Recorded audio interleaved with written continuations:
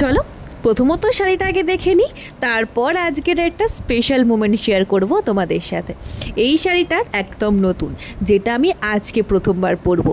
দেখতে কেমন লাগছে সেটাও দেখাবো, আর গল্পটাও শেয়ার করব এই শাড়িটার। তো আজকে একটা ডিফারেন্ট ব্লগ শেয়ার করব তোমাদের সাথে। আমি বাড়ি থেকে যখন এসেছিলাম এই শাড়িটা নিয়ে এসেছি, যেটা একদমই নতুন, যেটা ও দেখেছে অলরেডি যে আমি শাড়িটা নিয়ে এসেছি। তো ওর অনেক দিনের একটা ইচ্ছে ছিল যে বাড়িতে ফিরে আমাকে শাড়ি পরা অবস্থায় দেখবে। তো আজকে সন্ধ্যাবেলা ডিসাইড করেই ফেললাম। তো দেখা যাক, আসতে একটু লেট আছে। ও আমাকে দেখে কতটা এক্সাইটেড হয় আর কি বলে সেটাই শেয়ার করবো আজকের ব্লগে। তো এই শাড়িটা পরে কেমন লাগছে জানিও। এটা একটা পিওর বাটিকের ওপরে একদম নরম মলমলের ওপরে রয়েছে, দারুণ কমফোর্টেবল এই শাড়িটা। তো চলো পুরো রিয়াকশনটা তোমাদের জানাবো, আর কেমন লাগছে অবশ্যই কিন্তু তোমরাও কমেন্ট করে জানিও। তো চলো, অরিজিৎ চলে এসছে, জাস্ট ওর রিয়াকশনটা ক্যাপচার করার পালা। চলো সঙ্গে দেখো।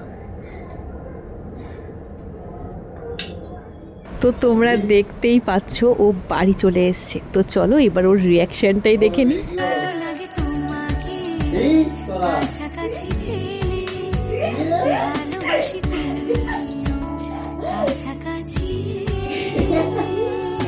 এই ছোট ছোট মোমেন্টগুলো অনেকটা প্রিসিয়াস হয়ে যায় যখন প্রিয় মানুষটা প্রতিটা মোমেন্টকে এইভাবে দামি করে তোলে।